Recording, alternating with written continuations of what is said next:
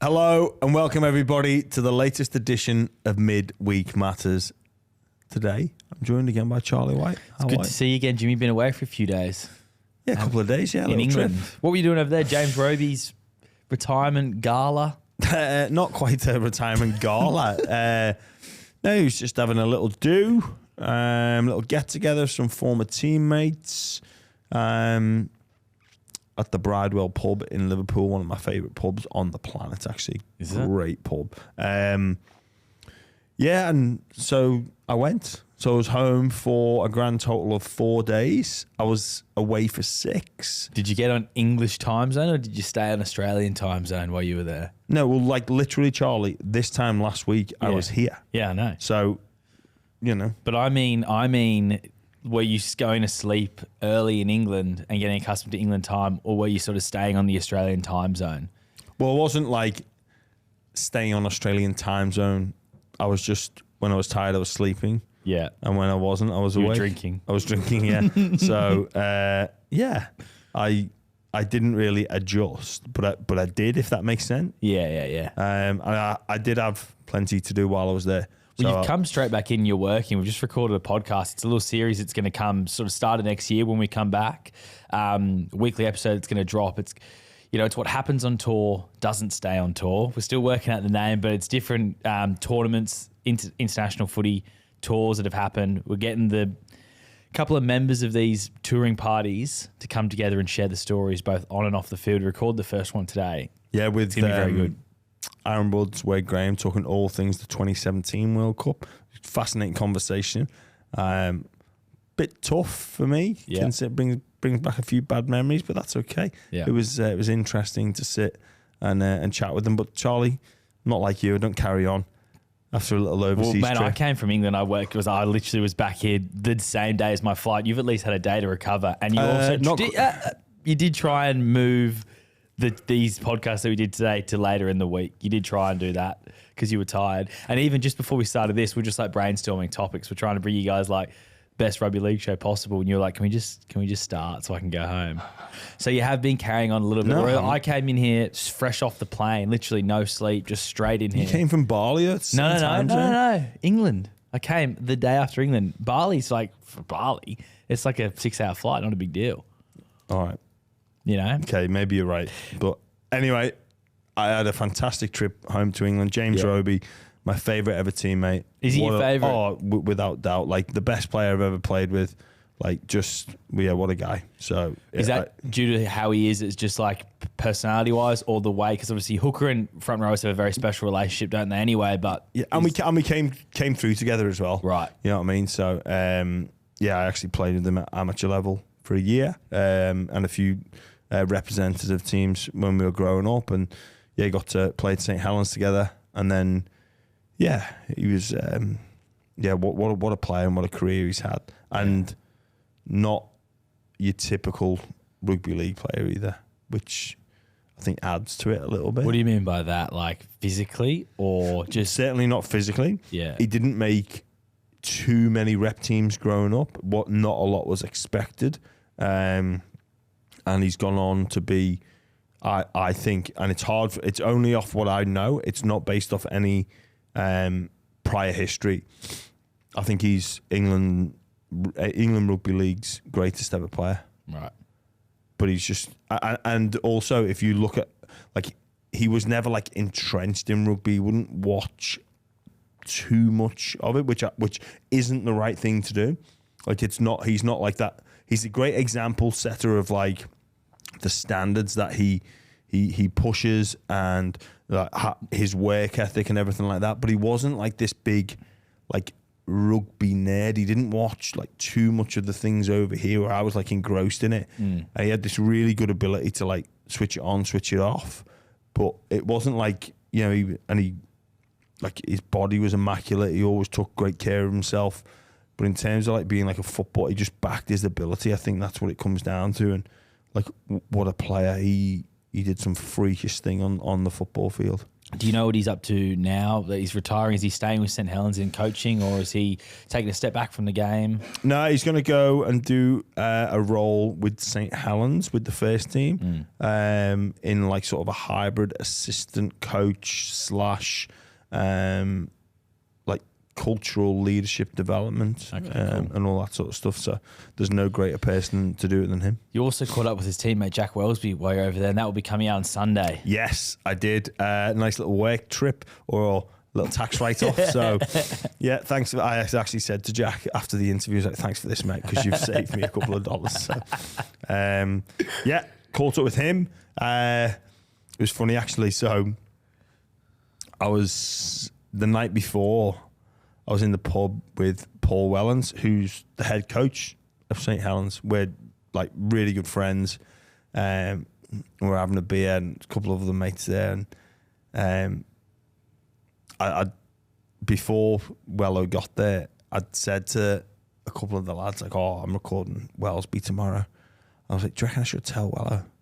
And they were like, yeah, probably best. And I was going to tell him, but I was going to tell him after. I was going to tell him at Roby's do. Anyway, like, I sat with, it's like, oh, he's like, what are you up to? I was like, oh, you know, like just hanging around, seeing family, catching up with like, you know, my schoolmates as well and all that. So I've actually got an interview tomorrow. He's like, all right. Didn't ask you who. And then I was like, got one of yours on. And he's like, who? I was like, Wellesby. He's like, oh, yeah, sound. And then a few more beers, and then like I'd gone to the bar to get some drinks, and he's just like, so what are you going to be asking? I was like, well, you know, just about his career and, you know, like maybe coming over here. And he's like, just letting you know, he's contracted for 2 more years, you know. I was like, yeah, I know. Well, look, I know. And then you just see like this, like, well, but he's, I was like, oh. And then we almost entered into this like debate a little bit of like, well, is it best for English Rugby League if he comes over here or if he stays? And I was like, yeah, look, I just want him to be, you know, I'm not saying come over here or not. I'm just going to be asking him. But then it was like, it's like, oh God. Were you pro him coming and he was pro him staying? I'm not pro him coming or staying. Yeah, okay. Whatever he wants to do. There's no right or wrong answer. Yeah. Like, selfishly, I guess. Like, you want to see him? I'd like to see him come over here because, you know, I don't know.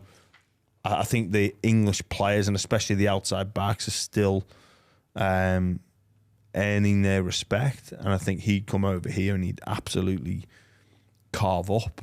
And I think it would then therefore be a compliment to English Rugby League. It would strengthen the English team and it would also be a compliment to St Helens. But obviously they think that they can, you know, further his career and whatnot over there. And I'd be delighted if he stayed and I'd be delighted if he comes as well. But there is probably a little bit of a selfishness there if he was to come over here and carve up. And yeah, but well, I saw it very differently. Like, but it's weird though because like Wello's my mate, but I forget he's like the head coach now, and it's a bit weird. Like, you know, when you have people who you play with, that they go onto these new roles and oh God, they like, even I was messaging Sam Burgess over there and it's like, oh God, he's like a head coach now. It's a little bit weird, that, isn't it? Like, he's not the lad who I toured with. No. It's kind of like when you grow up and you got a mate who's like a lunatic and then they go be like a school teacher or like a policeman or something. You're like, don't know if you should be in that position, you know?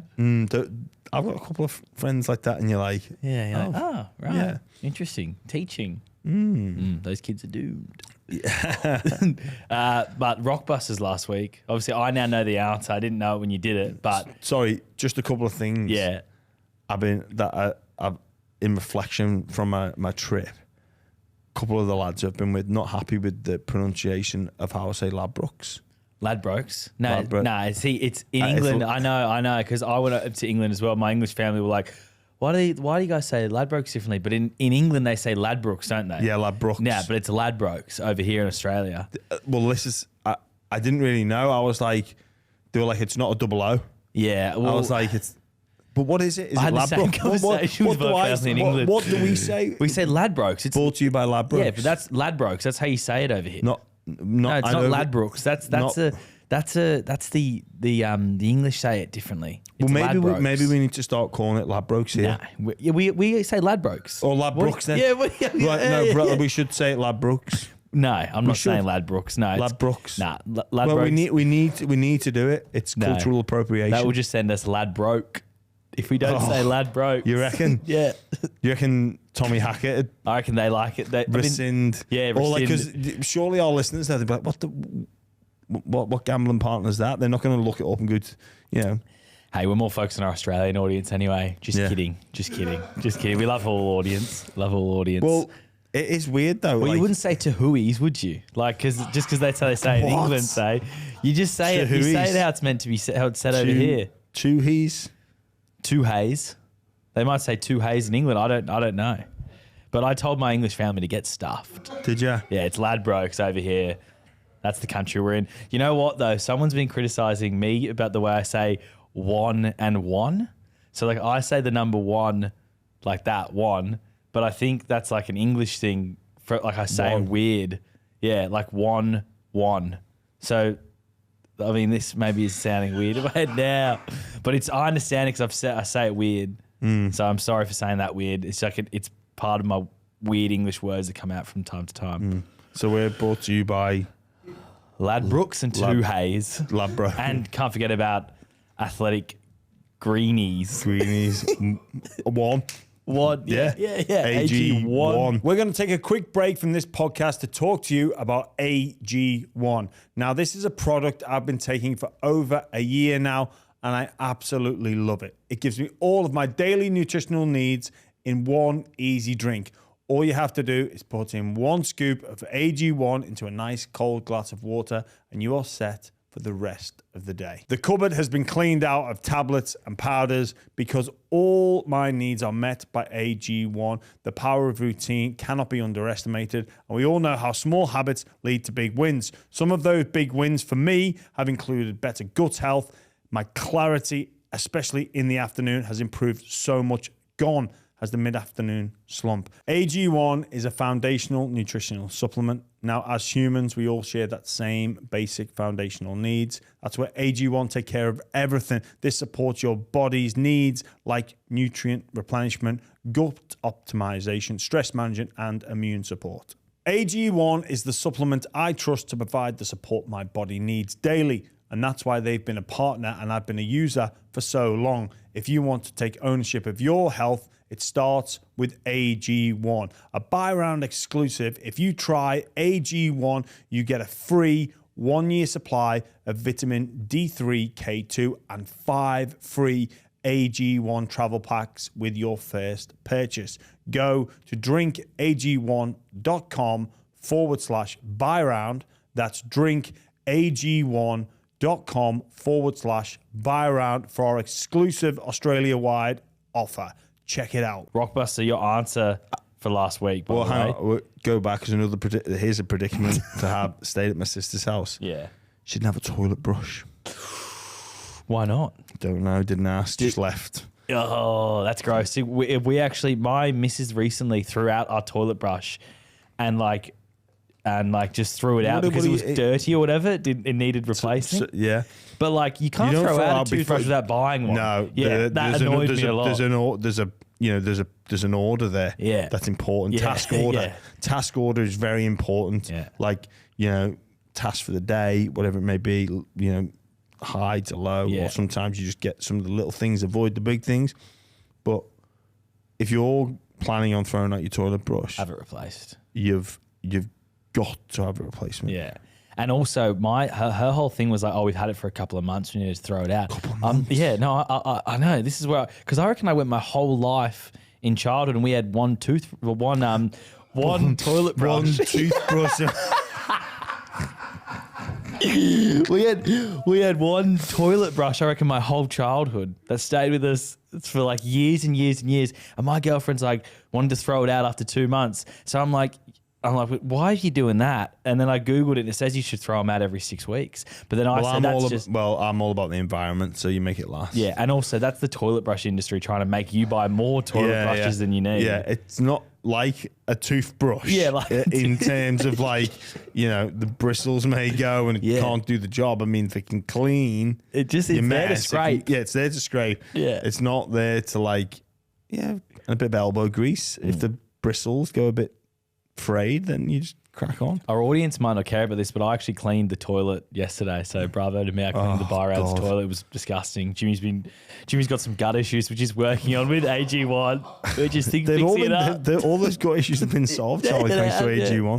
Yeah. Let's get into what's going on in the world of rugby. Oh no, we got Rockbusters, right? Yeah. So last week's clue for our audience was that drug is the perfect colour. That drug is the perfect colour, all right? Which was? Charlie White. Which a couple of listeners actually got. John Butler was the first in. Bravo, well done. He's got himself. You thought... But I had no idea. Because you threw me as well after we started recording. You're like, oh, he's been on the podcast before. And I'm like, who? Which NRL player has a surname with a colour? Couldn't think of it. And then you told us. But congratulations, John Butler. Very astute that he got that. Tooheys hat, Tooheys t-shirt going his way. Now, the one I've got this week, I've actually used the help of Nick Lang, who sent me this one in. He's emailed it in. This is one I just know you're not going to get it because I just know you're not very good at this. So this is one for everyone to have a crack at. And if you get it right, Byron t-shirt. His old man revealed his identity as he introduced him to a junior in the field. His old man revealed his identity as he introduced him to a junior in the field. Nah, it's a tough one. It's a tough one. I'll look up. Can I get that when we go off air? Yeah. I don't have to wait till next week. Yeah, no. Or maybe have a think while the show's on. You might be able to get it. Maybe. All right, well, let's go to the footy. Jarome Luai. This saga seems to just keep on going on. Where's he going to go? Who's in front? Who's leading the way? The big news that's just broken before we started recording was the Panthers are set to offer him now a 3-year deal instead of a 2-year deal. So 1 extra year. It's in comparison, though, it's looking like it's not going to be enough because the Tigers are potentially going to up it to a 5-year, $6 million deal. So you're looking at, say, 3 years, $850 a year, 2.6, 2.7, compared to a $6 million deal over 5 years. Yeah, well, it's not going to go away until he signs somewhere, and that's all part of the industry. It's all part of the game. Not a bad position to be in for Jarome Luai. If he stays, he gets a hefty paycheck. If he goes, well, I think if he stays, he gets a hefty paycheck and he gets an opportunity to create even more history. And if he goes, he gets financial compensation that he could only have ever dreamed of, plus a chance to do something all by himself and be part of something new. So what a position for a young man to be in. It's outstanding, but it won't go away until it's done. No. And I think that that the Bulldogs will monitor the situation, whether or not they will go for Fonua-Blake and Luai. I can't see that happening personally. Again, this is no inside information, but I imagine their focus is on Fonua-Blake at present as opposed to Luai. I think that's where they want that's the fish they want to land. The thing about the Bulldogs haven't put an offer in yet to Luai, but that's how they do things with Gus. I was about to say Gus Wallen in charge. Gus Gould in charge is they have the meeting first and they don't table offers now to players unless they have been told that there is an interest there from the player. Yeah, well, that sort of makes sense. Yeah. There's no point in throwing an offer out there just for the sake of it. It's like, well, we'll know that you're interested in coming. But I mean, you see a lot of clubs throw out offers in the media and stuff like that. So I think it's quite interesting. The other thing is, this is my theory. I actually think for Jarome Luai, a 3-year deal from the Panthers is less appetizing than a 2-year deal. I know you. Yeah, go on. The reason being 2 years is he could chance to win 2 more premierships at the Panthers, get amazing money at $850 a year, and then he can maybe look for that big long-term deal more further down the track. Maybe then he takes up the Tigers 5-year offer over $6 million. I reckon 3 years is just like, well, I don't really want that extra year at 850. I'd rather go then test myself in the open market. And the likelihood is his value is not going to go down in 2 years' time, especially playing in Penrith. Yeah, no, I agree with you. Like, it doesn't really change anything, does it? It doesn't really change anything. No. The extra year. No. I did a podcast. I produced a podcast earlier in the week, Footy Talk, where Michael Chammas, he's said that the Panthers, he thinks, will up their offer. In terms of financially, yep. Maybe not by a lot, but to 900, 950, something like that. It's still a long way off the 1.2 a year. Yeah.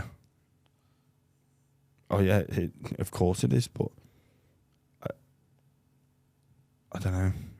Like for the Panthers, then it's a lot of money in Nathan, in Jarome, and in Edwards. But that a lot of teams do that. Yeah. We'll wait and see on that one. You spoke about Addin Fonua-Blake, his future.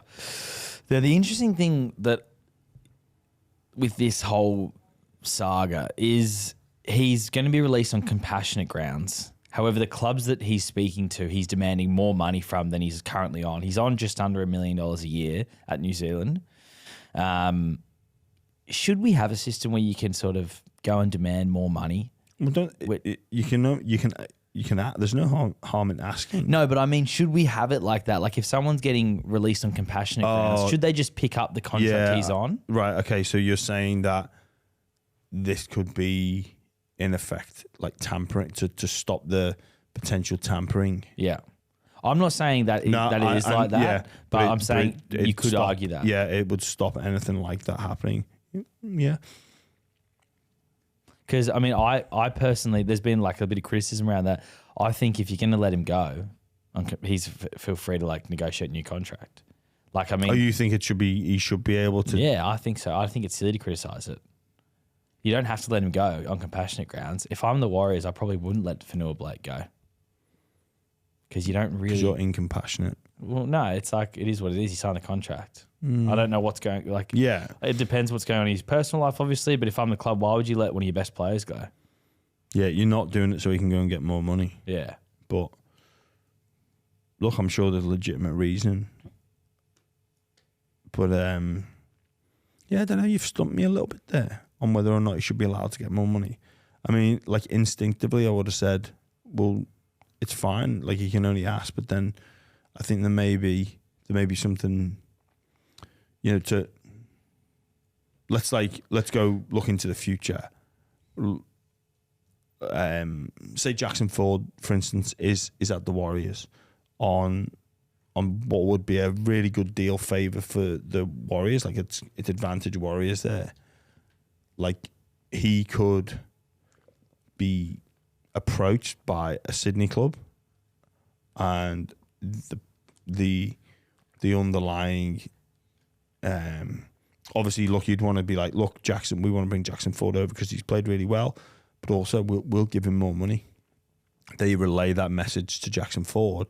He uses the compassionate grounds, but it's really he's had his head turned for more money, and I don't think that should be encouraged. Do you know what I mean? It's interesting because I think Madison did it a couple of years back where he was able to he got out of the Roosters for an upgrade at the Tigers, and then got out of the Tigers for an upgrade at the Eels, or a better opportunity like to win a premiership at the Eels, whatever it was.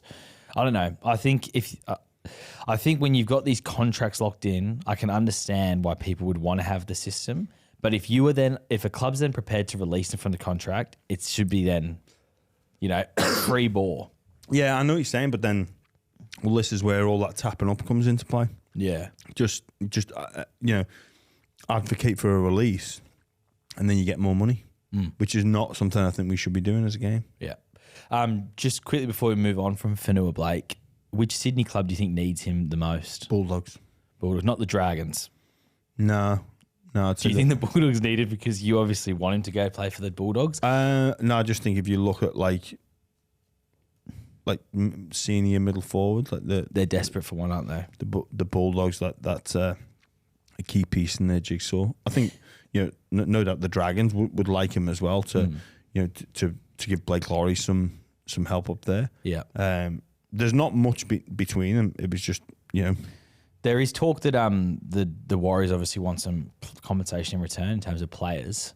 And the names that are popping up, so the Dragons is Jaden Sewer. I saw Viliame Kickout's name pop up from the Dogs. They're not going to obviously let him go. The Dogs aren't going to let.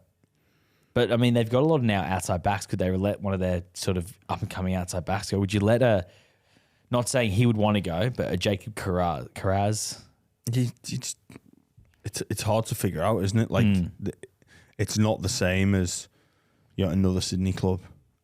It is different, and it's a big air move to go to the Warriors. They're not getting any sympathy from me, but it's a bigger decision to go. Oh, yeah, I've been traded out or told I don't want to be here, but very different going to the Warriors than say another Sydney club. Let's move on then from the sort of player movement stuff, Jimmy, because your man Wayne Bennett, he's put his hand up for the New Zealand job. He said, "See you later, Madge. I'll take that job." He was obviously an advisor in the 2008 World Cup when New Zealand won that World Cup.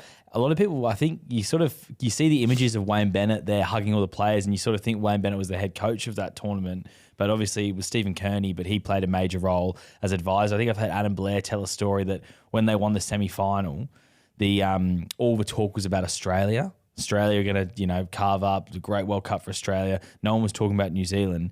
And then Wayne Bennett sort of hopped on the bus, grabbed the microphone and said, "See, none of these guys respect you. No one respects you. It's all about Australia. No one's talking about you." And then had another speech the next day and sort of really fired up that Kiwi group ahead of that match. Now he wants to be the head coach, and he'd obviously do a great job. He's coached you at international level as well. And you know what? He's got a genuine passion for the international game. And I think that's what's important when you have Wayne involved in your teams. He looks as he's assesses and he knows what works for that group. So he was like instrumental in England being as successful as they were and going to a World Cup final, beating the Kiwis at home in a test series over there. And like if he wants that New Zealand job, they'd be foolish to ignore him. I remember reading about maybe the Kiwis need a Kiwi that's going to see this as the pinnacle, but I think with the way the international game is structured and set up, with Wayne doing his thing at the Dolphins for next season, and then who knows after that, I think New Zealand Rugby League would welcome Wayne Bennett with open arms. Like, they've got a great team on paper, a great team on grass. We saw that performance against Australia to win the recent tournament. So, like, they'd be buzzing to have him. And I think the next World Cup's going to be a Southern Hemisphere World Cup, isn't it? So it is, it's yes. going to be New Zealand and Australia. Does that mean, or is it just in Australia? I'm not 100% sure. I don't think they've released that yet. Yeah, because I think it was going to be in France, but they've since... Yeah, France has stepped back. But I think it's a Southern Hemisphere. I don't think they've released exactly how it looks yet. There may be some games in some of the Islander nations as well. So it could be almost sort of a home World Cup for New Zealand. Yeah, is that 2026? Yes, I think so. Or 2027? Yeah. I think it's 2026 because then it's the Ashes in 2025. Yeah, 2026, you're right. Yeah. Cool. So still a long way, like Wayne, geez. 2027, sorry. Tony's just said, 2027. So we're still a while away. Wayne Bennett, just got to keep hanging in there, brother. Well, if Joe Biden, what's he? He's in his 80s almost, isn't he? If Joe Biden's going for 2 terms. Yeah, if he can be president, you can be a New Zealand coach. Yeah, well, I think even Trump's older than Bennett. Yeah, right. So if you can run like if you're the leader of the free world, you can hold that title. Wayne Bennett can coach the Dolphins and the Kiwi national team or the New Zealand national team. Is Wayne Bennett meant to move on from the Dolphins though in a couple of years? I thought it was a 3-year plan, and then Christian Wolf was going to come over. I don't know if it was a 2-year plan or a 3-year plan. I don't know what the plan was. Because Christian Wolf's there as the assistant. He is, yeah. And I mean, Wayne might put his hand up for a different job. I know if the new team comes in, Peter V'landys wants Wayne Bennett to head that team up. Yeah, of course you would. So he might be that, or a very high-profile club might lose their coach and they might want to bring Wayne Bennett in. He's always got his eye on the next move, Wayne. He does. There's one thing for sure. I don't think he's just going to retire. No. He doesn't strike me as that type of character. No. He loves his farm, though, apparently. Yeah, oh no, he does love his farming. Yeah. Like, you've never seen a man get so happy when it rains. You're like, what? He's like, oh, the grass grows. It's like, cows eat, get bigger, more expensive. You're like, I guess they do. But there's no way he's just going to give it off. I also think he realizes the importance of doing something meaningful. Like, it's always a big drive with him, and I reckon it's one of them. The game needs Wayne Bennett, and Wayne Bennett needs the game. So he'll be still there 2027. And during that Pacific Championship, we spoke about rivalries in the international game. Wayne Bennett would help build that rivalry a bit. He'd have just the odd little subtle remark in a press conference here, say something in the media there, and then builds it up. It's a huge narrative. You've got Wayne Bennett against the team he used to coach, against Mal Meninga, or against England, the team that he used to coach. So there's plenty of stories there. Wait and see on Wayne Bennett. Fingers crossed he gets that gig. But now it's time for our favourite part of the show. Fan feelings. Nothing more than How do you feel? Fan feelings, Jimmy. All thanks to Tooheys. How do you feel? I feel like a Tooheys. Or two. Oh, sorry, Tooheys. No. Do you know what I've just realised looking at this? You know what they should have done for the three-peat can? Yeah. Celebrating Penrith win, change the name, put a little apostrophe. 3 E's. No. Oh. Like Brian Toto. Like Tooheys. Tooheys. Well, that's a campaign that they can maybe do next year when they win 4. The Brian Totos. The Tooheys. Tooheys, yeah. But yeah, a few listeners sending questions. We do this every week. Thanks to Tooheys. Great supporters of the show, Tooheys. Love the three-peat cans. Actually had a Tooheys just there before while we were watching the tour show, which was great. You didn't offer me one, thanks. No, I did actually. I did. But you were busy. You were really focused. You're like, I'm so tired from my jet lag. I'm so tired. I'll fall asleep if I have one. Pecky100 wants to know, what was James' thoughts on the NRL fight night in Townsville? Do you agree with players doing it? Look, I enjoy the concept, but I think maybe former players. I think, look, the current players doing it, I get it, but if I put like a coach's hat on, like no way. No way. Yeah, risk injury, risk concussion. Yeah, any role at the club, like teammate you'd support, but you'd be like, don't get hurt, mate. No. Like, don't, like, it's good for their cardio and their fitness, and you'd back them, but, there's some, it amazes me they get insurance. Yeah, well, I mean, even like, you saw like Jared Wallace get knocked out so badly by Big Nelson. You're like, oh, Jesus, that doesn't look good. No. Well, I think technically in your contract, you're not allowed, like, you must get special exemption to do a fight night, because I'm sure there's even things like you're not allowed to, or you're not supposed to ski. You're not supposed to like bungee jump or skydive. You couldn't go play like a pickup basketball game, could you, with your NRL contract, like a social basketball? You know how you play five-a-side soccer now? If you're an NRL player, you can't go do that, can you? No, but I did. Like, I did play five-a-side. Yeah, did you? On occasion, yeah. Rebel. Or at least I don't know. I don't actually know if you're allowed to play. No, you wouldn't, mate. There's no way that you'd be contracted. That's playing a sport where you're risking injury. Imagine the sports scientist going, he's done what? He's gone and played five-a-side. Okay, well, and I'm actually arguing against myself here. Like, where does the line go? So, can you surf? Yeah, you can surf. But is there not like potential, like injury ramifications from surfing accidents? Yeah, there are. Yeah. Yeah. So what's deemed acceptable? What's not? What's do you reckon? risky I or wonder too if you'd risky? be allowed to go big wave surfing. Surely that wouldn't be allowed. Don't know. Like, I mean, you'd know the contract set up better than me. Some coaches, they don't allow their players to ride motorbikes. Okay. I know Des was big no on motorbikes or scooters. Yeah. So. Yeah, I don't know. Like,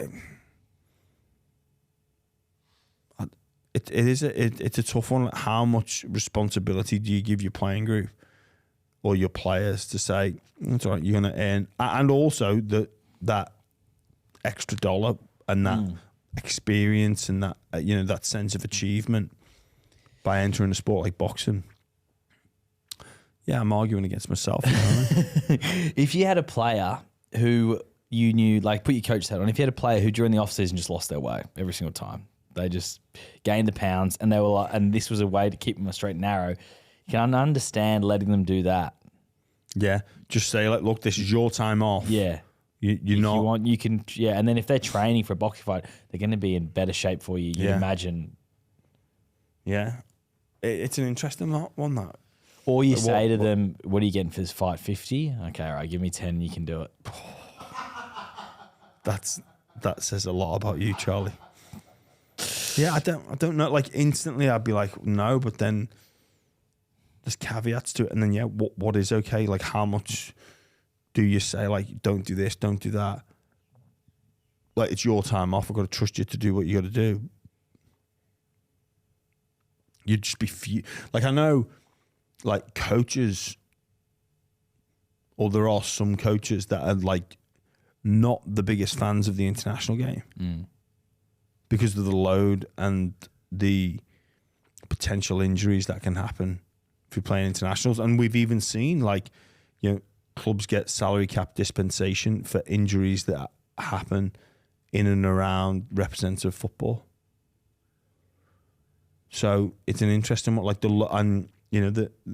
usually coaches that are playing at teams that struggle around Origin, like, oh, well, the scheduling's not right, but then you allow your player to engage in this dangerous activity. Yeah, it's a good question. If I was a coach, I definitely wouldn't let them do it. Just not worth the risk. Because, I mean, you get a bad concussion. Like, boxing's could be a messed up sport.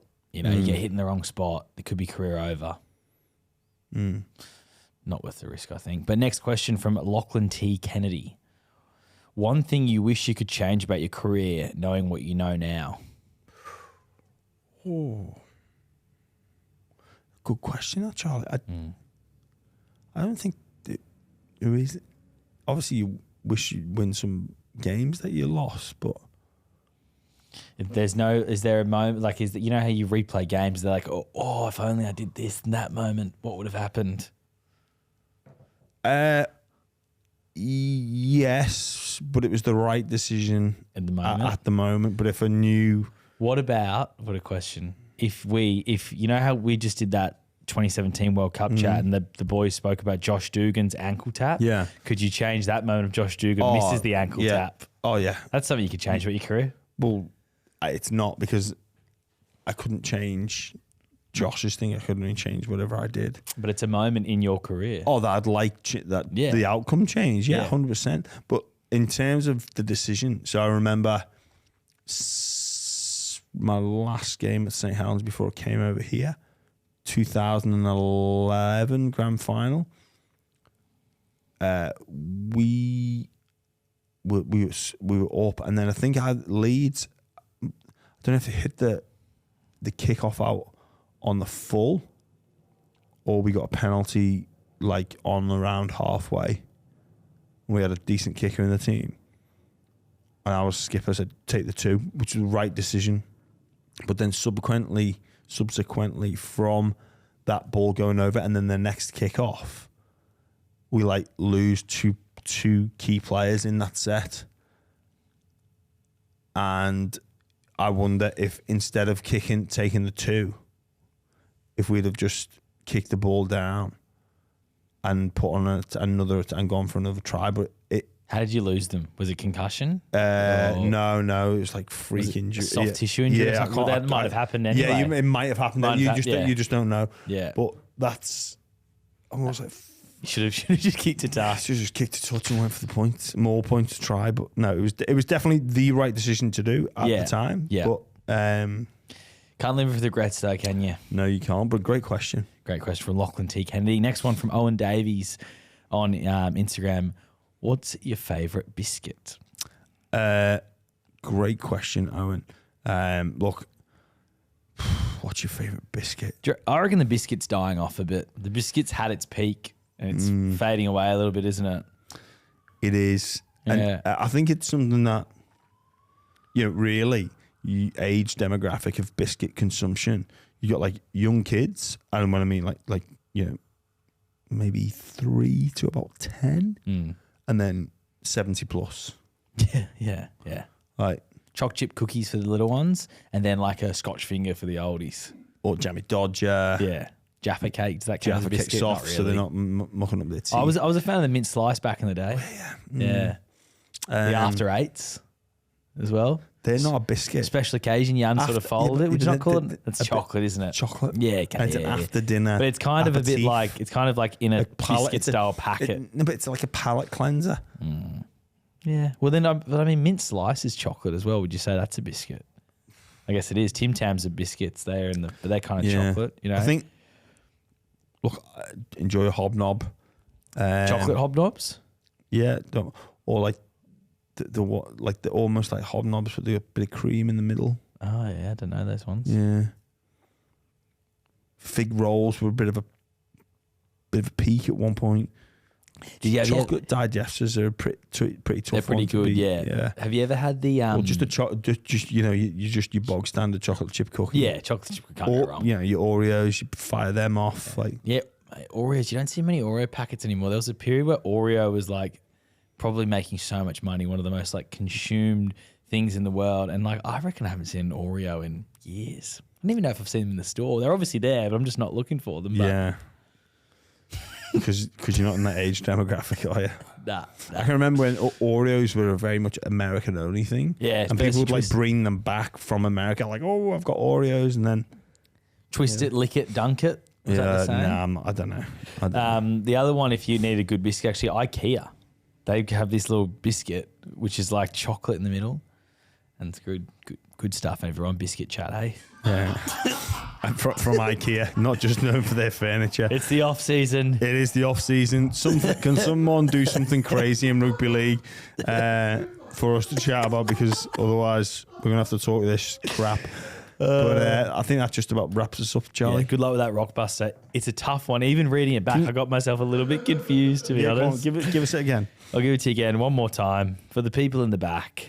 I'm just gonna have to find it. Where am I?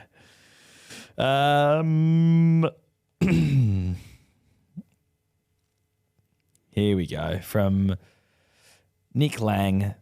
His old man revealed his identity as he introduced him to a junior in the field. I don't even know if it makes sense, to be honest. So if you get it, good luck. Yeah, good luck, everyone. luck. Well, thanks for. I'll give you a clue. Good Luke. Oh, okay. All right. Well, this. I don't even know what to say. Good to have you back, mate. Yeah, good to be back. Gonna go home, have a little nap. Well, actually, no. It's probably no point in napping now. Just gonna push through. Yeah, just push Push through a through few to hours. bedtime. Yeah. Yeah. All good. All right. Thanks for listening, everyone. We'll catch you soon or next week. So can I do that again? All right.